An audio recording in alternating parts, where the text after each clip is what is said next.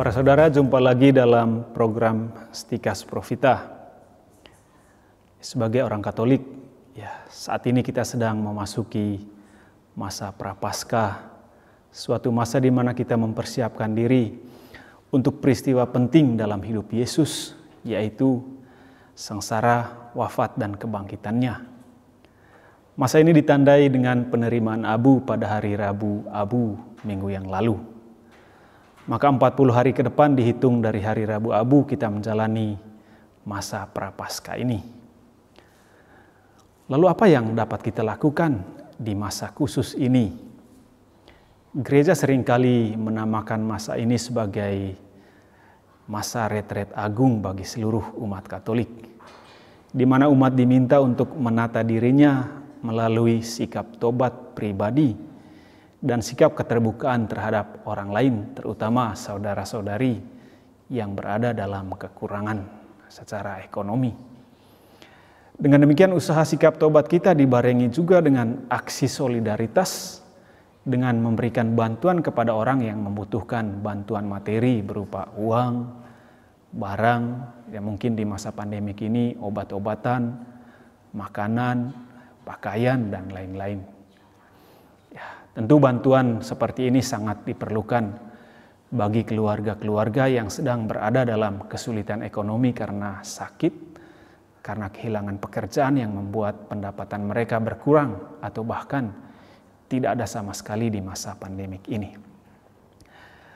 Bantuan kita berapapun besarnya sangat mereka butuhkan. Kita memberikan bukan karena kita mampu, tetapi karena cinta kita kepada orang lain, seperti persembahan seorang janda miskin yang dikisahkan dalam Injil Lukas pasal 21 ayat 1-4. Dia memberi bukan karena dia lebih atau karena dia kelimpahan, tetapi saat kekurangan dia masih mau berbagi, masih memikirkan orang lain.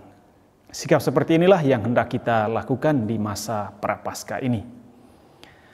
Nah, selain hal di atas, masa ini juga diisi dengan pantang dan puasa.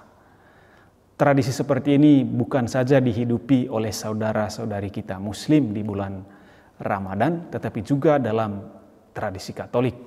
Banyak sekali umat Katolik menanyakan hal yang praktis ini, yaitu bagaimana orang Katolik menghayati atau menjalani masa pantang dan puasa ini. Pertama-tama kita ketahui pantang dan puasa dalam Katolik adalah tanda pertobatan. Bukan supaya badan kita kurus atau punya tujuan lain seperti untuk menghemat pengeluaran dalam keluarga. Sekali lagi tujuan kita berpuasa adalah pertobatan. Ini merupakan tanda penyangkalan diri kita. Kita mau berkorban dan mempersatukannya dengan pengorbanan Kristus di kayu salib.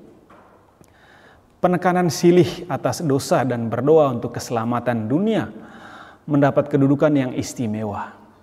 Pantang dan puasa menjadi semacam latihan rohani untuk mendekatkan diri kepada Tuhan dan memiliki cinta kepada sesama. Lalu bagaimana hal ini dilakukan? Kita lihat apa yang dikatakan oleh gereja. Kami mengutip di sini ajaran resmi gereja dari hukum gereja Katolik, hukum kanonik kita.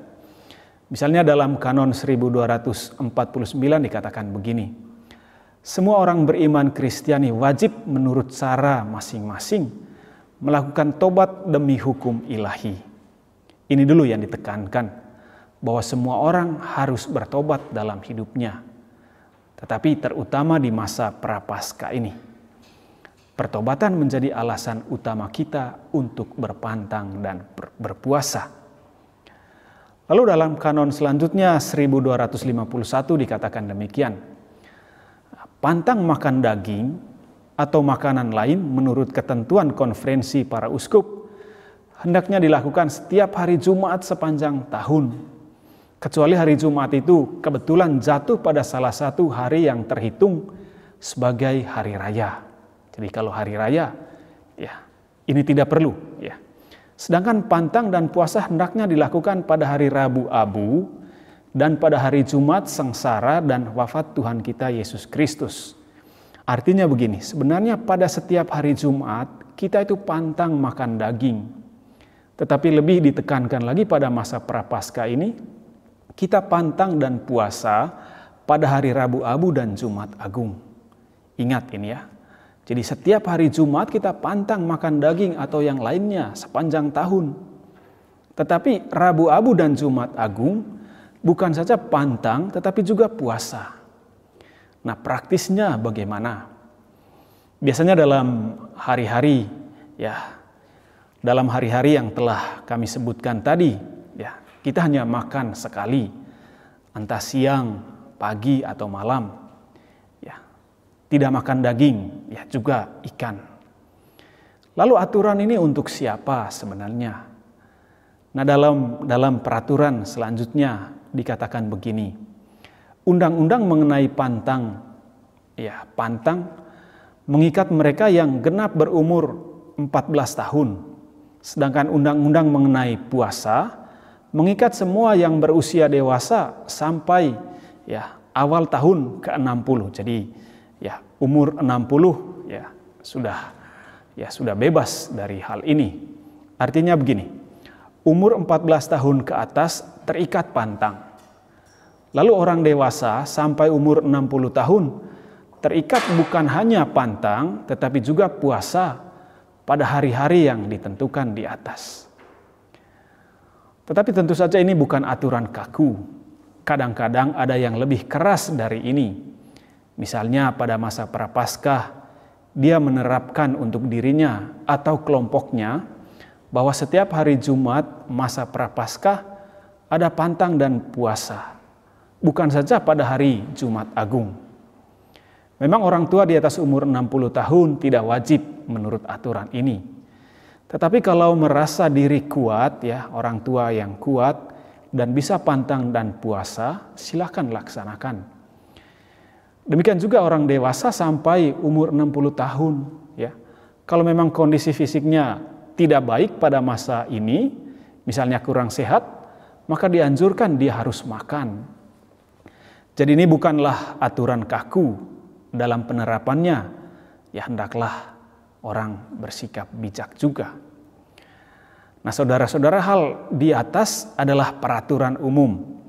Peraturan yang lebih perinci diterapkan atau ditetapkan oleh konferensi para uskup.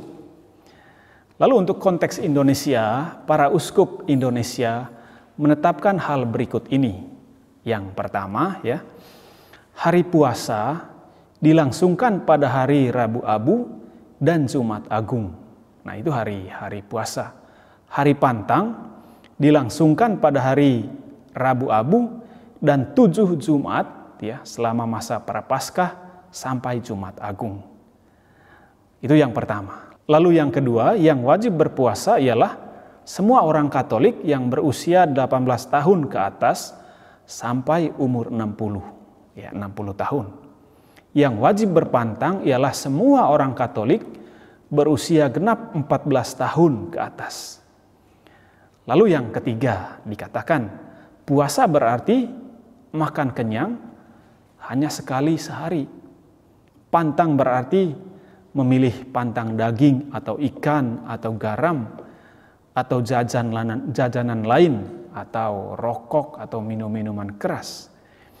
Bila dikehendaki masih bisa menambah sendiri puasa dan pantang secara pribadi, tanpa dibebani oleh dosa bila melanggarnya. Artinya kalau tambahan ini kita langgar, yaitu jangan merasa diri saya berdosa, kan itu hanya tambahan.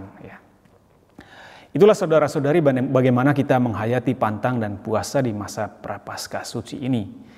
Tujuan kita supaya semakin mendekatkan diri kepada Tuhan dan mendukung sikap tobat kita, bukan supaya dilihat orang.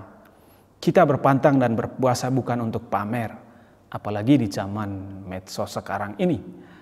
Berpantang dan berpuasa bukan untuk menunjukkan bahwa kita hebat. Maka kita dengan dengar nasihat Yesus ini sebagai penutup, di sana dikatakan, dalam Injil dikatakan, apabila kamu berpuasa, janganlah muram mukamu seperti orang munafik. Mereka mengubah air mukanya supaya orang melihat bahwa mereka sedang berpuasa. Apabila engkau berpuasa, minyakilah kepalamu dan cucilah mukamu supaya jangan dilihat orang bahwa engkau sedang berpuasa, melainkan hanya oleh Bapamu yang berada di tempat tersembunyi. Maka Bapamu yang melihat yang tersembunyi akan membalasnya kepadamu. Ini Yesus sendiri yang bicara. Artinya begini, kalau kita berpuasa, ya tidak usah muka merengut, ya, menunjukkan muka yang muram, lemes, supaya orang tahu kita berpuasa. Meskipun kita berpuasa, hendaklah kita tetap bersukacita, ya, berlaku biasa, ya, sehingga orang tidak tahu kita sedang berpuasa. Tetapi Bapa kita di surga tahu, seperti yang dikatakan Yesus. Singkatnya, kalau kita berpuasa dan berpantang, tidak perlu orang tahu, tidak perlu dicanangkan. Karena itu saudara-saudari, mari kita menghayati pantang dan puasa di masa Prapaskah suci ini. Semoga kita dapat menghayatinya dengan baik sesuai yang diminta oleh gereja untuk kebaikan kita semua. Semoga saudara-saudari mencintai dan memahami kebenaran sehingga akhirnya diselamatkan. Salam Profita.